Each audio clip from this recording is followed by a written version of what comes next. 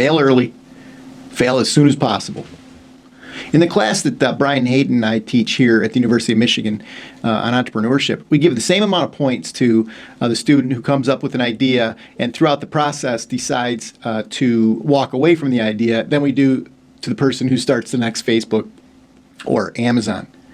What we need to do as entrepreneurs is we need to get in, we need to work hard, we need to find the landmines and try to blow the thing up early. And if we don't find the landmines, then we just keep moving forward, right? But I'd much rather have us get in, blow it up, and move on quickly than to spend 3 or 5 or 7 years in some kind of a middling enterprise that doesn't meet anybody's expectations or requirements. Get in, get on it, build it. Find the landmine, find it early. If not, ride that pony off into the sunset, of course. Next, the myth of the $1 million idea. It's one of those things about entrepreneurship that kind of gets stuck in my craw, right? You come up with the right idea. Everybody focuses on coming up with the next Beanie Baby or the next Poopery. But the idea, sure, there are products that come out that are amazing ideas, innovative, interesting, but the majority, the lion's share of businesses are boring, moderate ideas that are just well executed. And I struggle with the fact that people spend so much time on the idea, and frankly, we don't know. You just don't know as an entrepreneur whether an idea is going to work or not.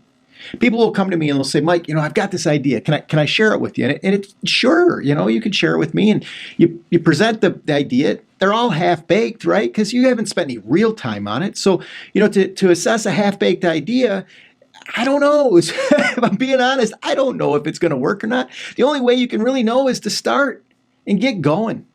And so when we talk about execution, what does that mean? Execution to me is putting a plan in place where you commit yourself to working on it until you meet some threshold. And you have to design those thresholds so they make sense.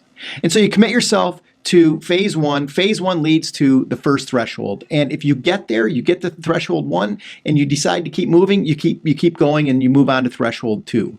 And that's just execution. And when you're inside of a phase leading to an execution, 95% of your energy needs to go to getting to that next threshold and that next threshold only.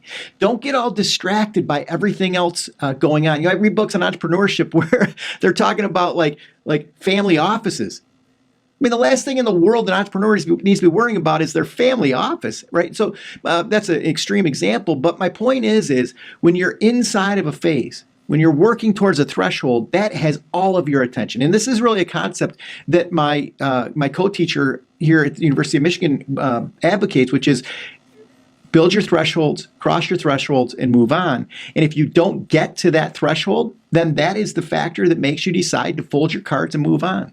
And I love the mentality. So you have to start from the perfect threshold, the threshold in the end that you want to reach. And then you have to work your way backwards.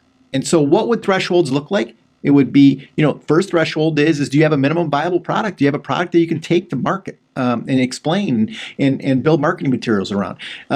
Threshold number 2 might be about formation of your entity and putting your founding team together. Threshold 3 might be getting some seed capital. Threshold 4, and so each time you're in one of these thresholds, you're focused on that only. You get that done and you move forward. And you don't worry about all of the different things that are available to distract you. So again, here we go. It's not about the idea. The idea, a good idea, wonderful.